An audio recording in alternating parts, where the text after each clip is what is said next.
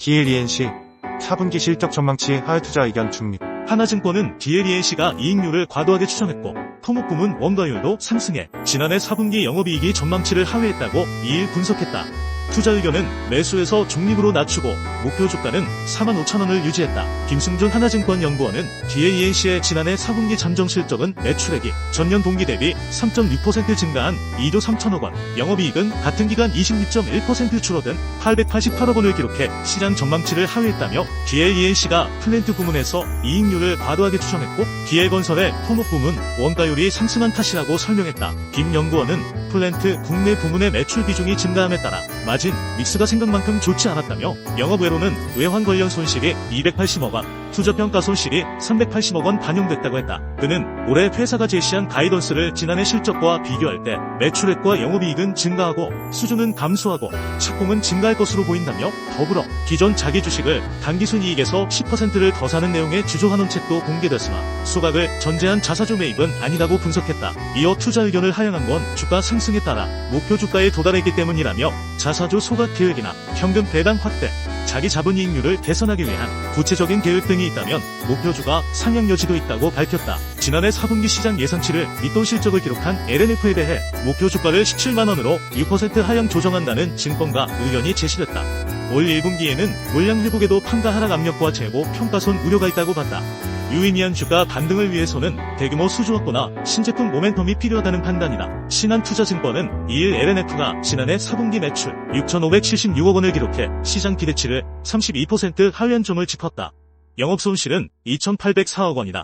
평균적인 단가 하락은 2%로 업황 대비 선방했으나 물량이 43%나 감소하면서 매출 하락으로 이어졌다. 전기차 고객사 재고 조정과 제품 수요 둔화가 맞물렸다. 정용진 신한투자증권 연구원은 대규모 재고 평가 손실이 발생했다며 일시적인 가동률 하락으로 회계적 영향을 제외한 순수 영업손익도 적자 전환했다고 설명했다. LNF의 1분기 매출액은 7,550억 원으로 소폭 회복될 것으로 전망했다. 이는 전년 동기 대비해서는 45% 감소한 수준이다. NCM업의 23 제품 수요 부진 속 NC마 중심 물량이 증가할 것으로 봤다. 다만 예상보다 금속 가격이 더 낮고 대규모 재고 평가 손실이 잠재되어 있는 점을 짚었다. 정 연구원은 올해 탄산 리튬 가격이 킬로그램당 1,415달러 내외를 횡보하는 이상 대규모 재고 평가 손실이 잠재되어 있다며 상반기 중 관련 비용을 800억 천억 원 반영할 것으로 가정했고 1분기 영업 손실은 1,214억 원으로 적자 전환을 전망한다고 말했다. LNF 투자 의견 매수를 유지하면서 목표 주가는 17만 원으로 6% 하향 조정했다. 전기차 수요 변동성이 커진 가운데 동사는 굳이 3공장 완공으로 이미 20만 톤 생산 체제를 확보했다.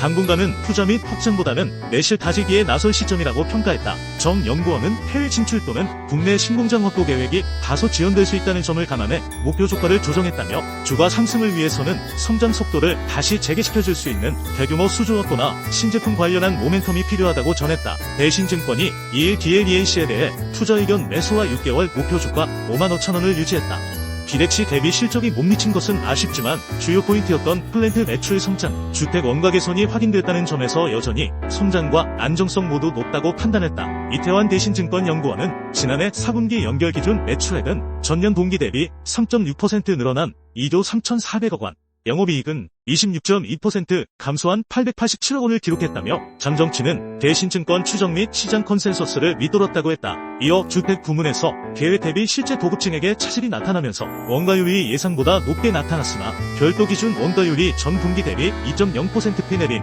90.9%를 기록하며 개선 추세는 유지됐다고 설명했다. 또 실적 성장이 본격화되는 플랜트 매출은 4분기 별도 플러스 흠집업인 합산 기준 6,767억 원을 기록해 전 분기 대비 29% 상승을 시현했다며 S-오일 샤힌, 러시아 발틱, 미국 GTPP 등 대형 현장 매출 진행이 올라오면서 성장세를 유지할 것이라고 분석했다. 한편 연간 연결 수주는 전년 동기 대비 25% 늘어난 14조 9천억 원, 신규 착공은 71.9% 줄어든 6,176세대로 마감했다고 덧붙였다. 그는 2024년 연결 기준 연간 가이던스로 수주 11조 6천억 원, 매출 8조 9천억 원, 영업이익 5,200억 원을 제시했다며 주택 업황에 대한 보수적인 시각을 재확인했고 플랜트 부문 성장 기대가 높다고 했다. 이어 3개년 주조환원 정책을 공개했는데 DL건설의 완전 자회사 진행에 따라 주주 환원 재원을 연결 순이익의 25%로 수정하고 현금 배당 10%, 자사주 매입 15%로 배정했다며 소각이 전제되지 않아 최근 주목도가 커진 저PBR 극복을 위한 밸류업의 상대에서